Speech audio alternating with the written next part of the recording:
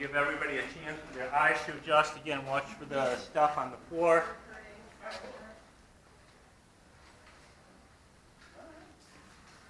So 40-person locker, obviously still to be installed. The lockers themselves, so you got the showers for the first knockout here. Toilet for the next knockout over there. The lockers are going to be blue. They're the half-size ones. There'll be a bunch of benches. We're also figuring out where to put whiteboards for coaches to be able to do their X's and O's. It's kind of an interesting thing to see the space at this point. You know, warehouse ceiling and then the drop ceiling. At some places, we are not going to put in a drop ceiling. We'll point that out, and because we'll just let it go all the way to the roof. But for lockers and such, obviously you can see the drop ceiling is coming in. The lockers, the 240s and the 220s have space in them, have access to from both outside and inside. So if you're just running a practice or you're doing strength and conditioning, you can do that.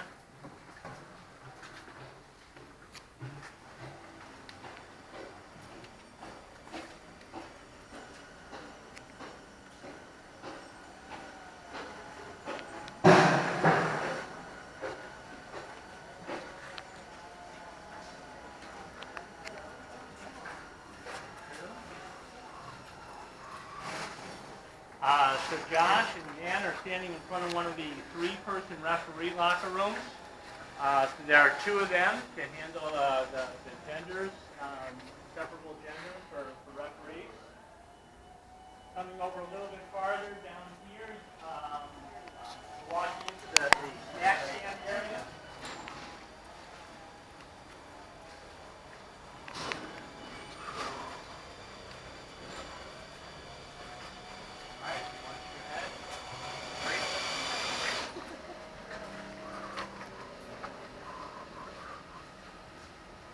So as we think about the project, we think about different spaces. We talked earlier about financing. One of the things we're looking at is whenever the activity is not within we call it the core competency of Medaille College, we're trying to see if there's a potential vendor who'd be interested in running that. We're actually talking to restaurant owners about renting out this kitchen space. We're talking to one who owns a restaurant, has a couple of food trucks. What can they do so that we don't have to worry about it? We let them rent out the space, we get a share of the gate, and then we don't do a lot of work. We don't have to worry about all knowing the restaurant business. Sort of an artsy front. When we get back outside, you can see the slant of that to make it look a little better. 2 restrooms over here on the left side. And then what's behind us here in this space are the 2 classrooms. Looks a lot cleaner these days, Kat. Yeah. We thought we might sleep. How you doing? Oh, I love that sound. Let's put that on the web.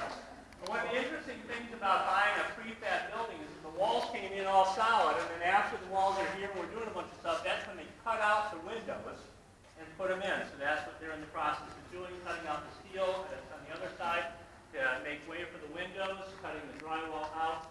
What's going to be here in this space right here, you see the track, there's going to be a divider so we can take this one classroom and split it into 2, or if it's a big enough team, each classroom would hold about 35-ish students if we run actual classes out of this. Because of the divider, the front of the classroom will be over there, so imagine a big whiteboard or a big 8x4 smartboard, because they make 8x4 smartboards. Same thing on that wall. That would be the main teaching wall, so we have whiteboard and smartboard on that side of projection.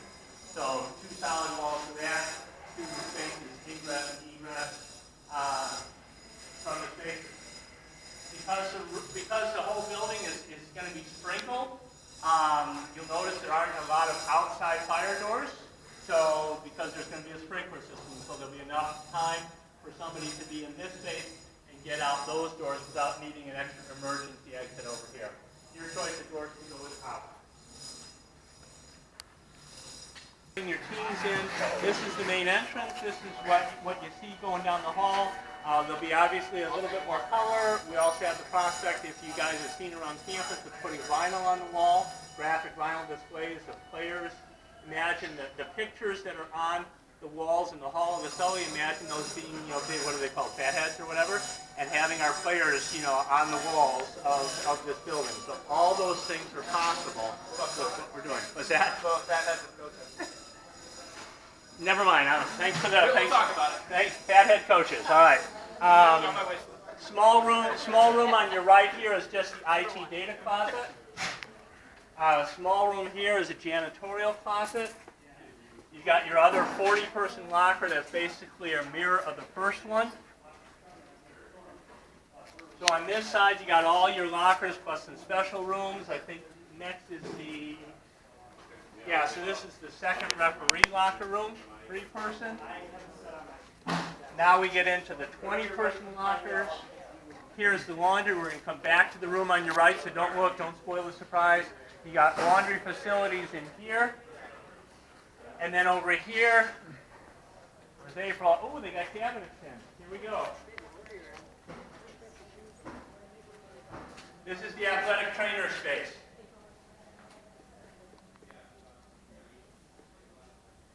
There you go. There's your floor drain. They open, they close.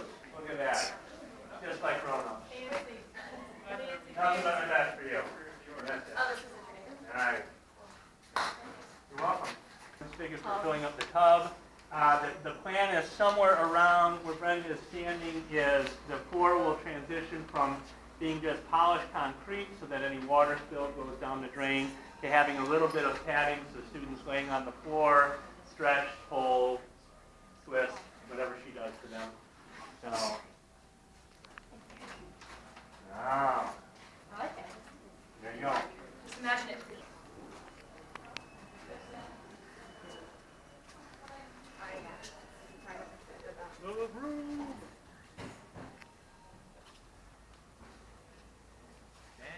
So come on in, huddle around, strength and conditioning / storage room. Now the interesting thing about construction is the reason why there's a little bump in here is because the door is open, and you don't want to have the door open into somebody who might be walking down the hallway. So we needed a little clearance here to have the doors open out that way. So that's why this doorway space comes in. Again, windows, if you're on a tour with recruits and somebody's actually working out, you can just look in, see what's going on. But this is about 4,000 square feet, plus or minus. The basic layout is along the back wall there will be a 40-foot strip of turf for sprint exercises. In front of that will be a bunch of the lifting, the power stations. On this wall would be the racks of free weights. A couple of cardio pieces over here and other pieces of equipment. The cardio stuff is mostly for rehab and such, because their thought was, well, if you wanted to do cardio, just have them run 11 acres of dirt, and they can get their cardio in out that way. So yeah, no Wii machines to exercise, get your cardio in, playing stuff and whatever. This room does in fact go all the way up. There will not be a drop ceiling to this space.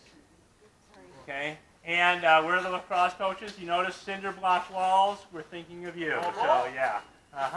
And right around here, we're figuring out needed to adjust on the fly because the HVAC system sort of bumps some of the. We lost some footprint of the room because of the HVAC. That's heating, ventilating, and air conditioning. Cost us a little space out here. So we're adjusting things, and so the logo is going to be right about here. As big as we can fit it so that it makes sense and doesn't sort of like get cut off by the doors or whatever. So logo on the floor on the lifting stations, surrounding the lifting stations. All the pieces of equipment will be branded with the Mavericks.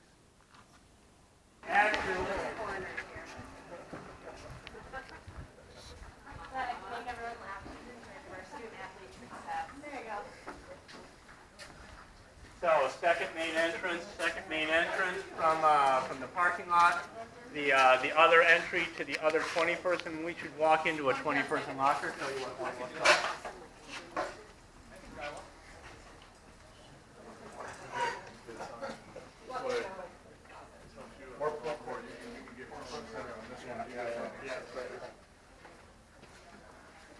So, 20-person lockers, so 20 lockers go there. Bathroom here, shower facilities here. exit to the outside there. Huh? I don't know. So you just see this one. I like that 'cause like the third. Like, yeah, like it's easy to clean. Yeah. Like,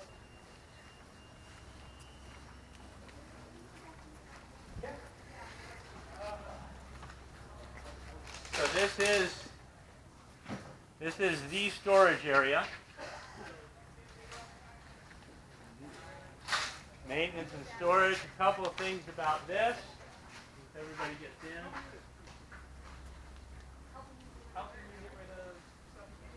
There you go. So a little bit about what you're seeing in terms of all the details about what goes into it. Even something that sounds as simple as a place you're going to throw everything you don't need. Just behind Mike there is what you see is just the up high.